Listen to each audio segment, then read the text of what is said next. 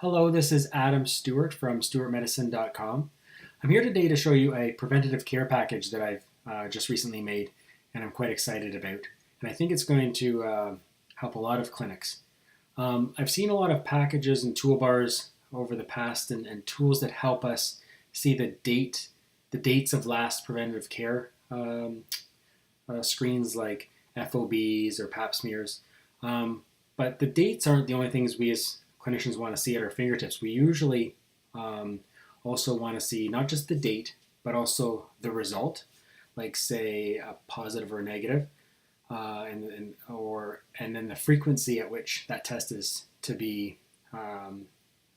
So, for example, pap smears are routinely 3 years, but sometimes there's a need to do them every 12 months or even 6 months. And then not only that, but sometimes just a little bit of notes that carry along the side of our annotations, such as, may have had a history of an abnormal pap smear back in 2001 or something. So I've seen some tools, again, that bring the dates but don't have all this other information readily available. And I've seen some other tools that are maybe a little bit better at tracking and adjusting for the custom frequencies, but they involve several layers and multiple clicks in. And I was just looking for a tool that could be pretty quick and just maybe 1 or 2 clicks as the years go on, just getting things set up, checking things off that they're normal. So here's a fake patient chart, and you'll see here the toolbar that I'm going to be focusing in on in this video is this preventative care toolbar, and this is a 67-year-old female, so it's got both the colon screenings, the PAPs, the mammos, and the bone densities.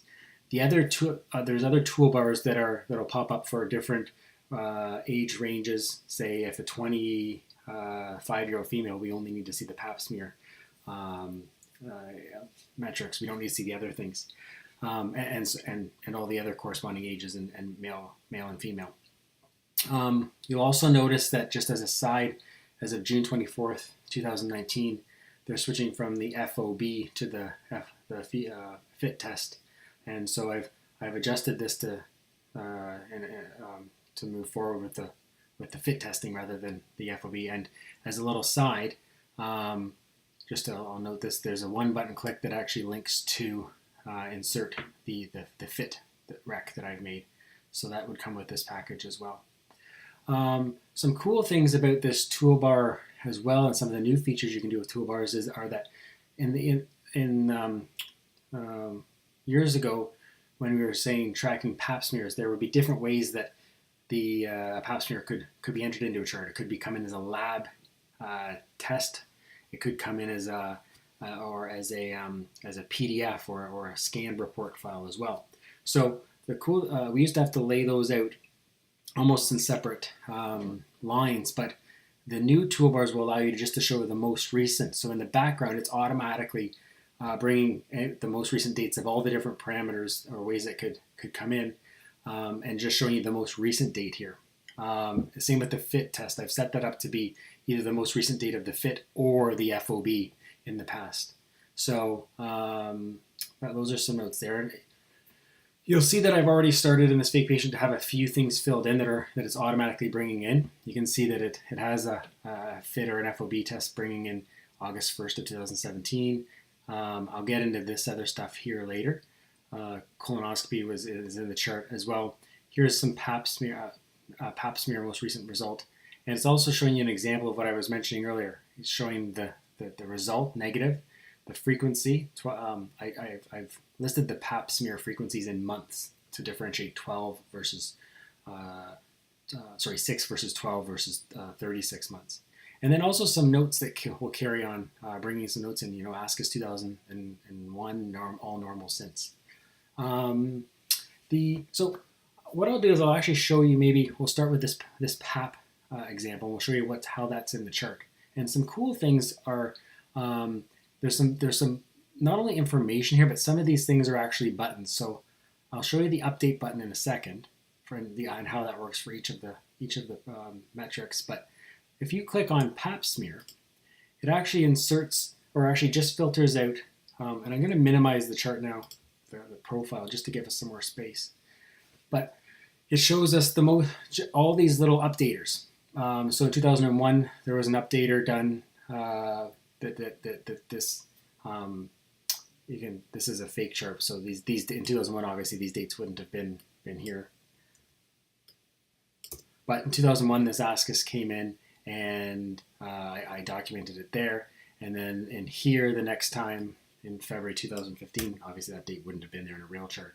It's updating here, and I filled in the dates here, and then here it's showing you in 2016, most recent negative 12 months because we still haven't had the three normals in a row. So and then what's happening here is this box here bringing in the most recent date of either of these three ways that the lab reports or the pap smear results can come in. And then it's bringing in the results from this square up to that there.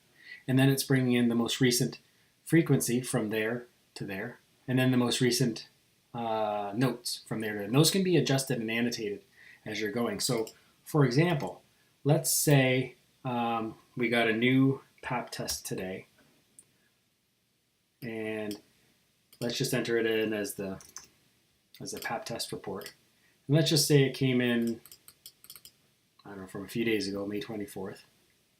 And then we're going to say fake pap test negative. Obviously, when you get a real result, it's going to come in looking a little different than what we're doing here. And so what you'll see now is we'll refresh the chart. And you're seeing automatically it's picking up the toolbar is picking up the most recent date. So when I'm reviewing this report, what I would do is I would click update, and then it's going to insert a new updater form, bringing in the most recent date there, May 24th. This is the way it came in as a PDF report. And if it was negative or positive, or say ASCIS or ELSO, I could update that here. Let's just say it was ELSO for example, and I need to repeat it in 6 months. And then I would say maybe even change that.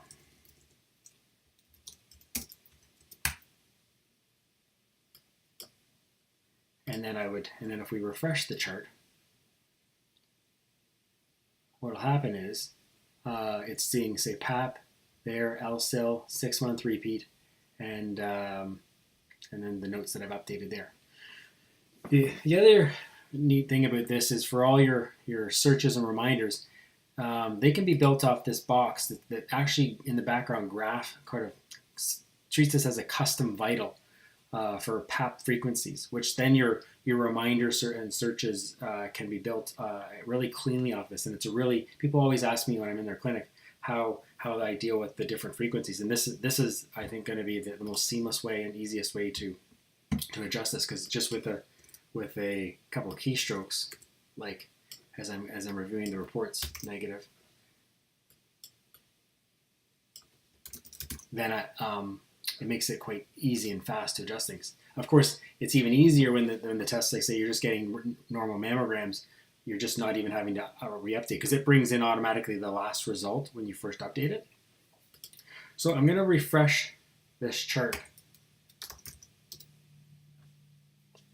And the other cool thing, there's a couple of other cool things. This one here is actually a filter button over the result. So I showed you how this button here filters out all of the updaters.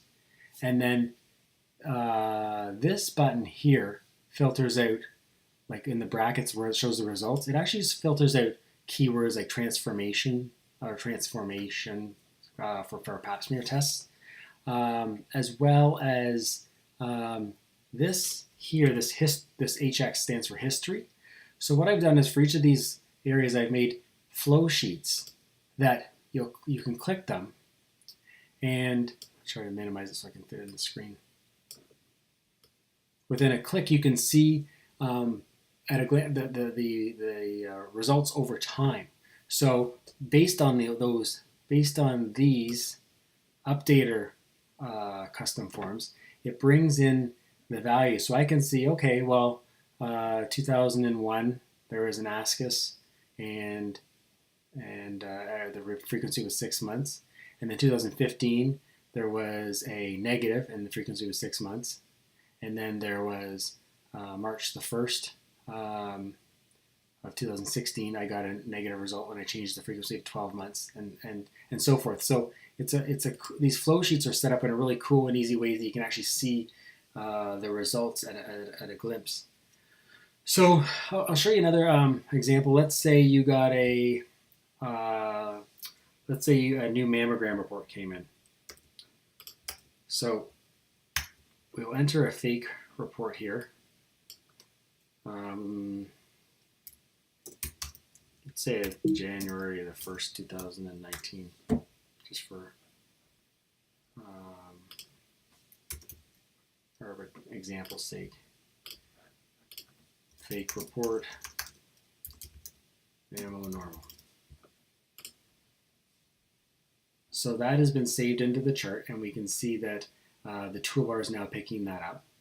Now let's say so I'm getting that report. Let's just say I'm getting it, whether it's January 2019 or whatever.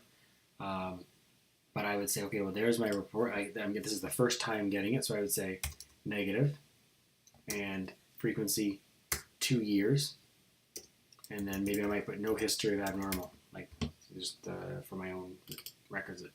And let's just change that back, just because we're going to be pretending we're in the past. Let's say I got that around the 5th of January. So let's just say it's fast forward 2 years more, and you're getting another report. Well, what you would do is you can see that the toolbar is bringing all those things up again. But let's say we just got another one today,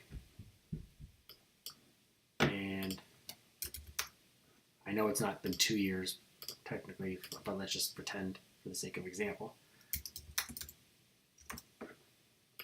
So let's say that report comes in today. When I click the update button this time, again, it's just bringing up a normal one. It's already saying negative 2 years, so I'm not even having to change anything. So that can be like a one click, and I'm still off, and everything it carries on. And I'll show you. You have to actually refresh the chart to make these flow sheets work. So, for example, this one, the history with the flow sheet of the mammogram shows you, okay, well, there's the January 5th one, negative 2 years, no history of abnormal. And then this one, May 29th, negative 2 years, no history of abnormal. And that same concept applies for colonoscopies. Those can be set to, it recognizes frequencies of 1 year, 2 year, 3 year, 4 year, 5 year, 8 year, and 10 year.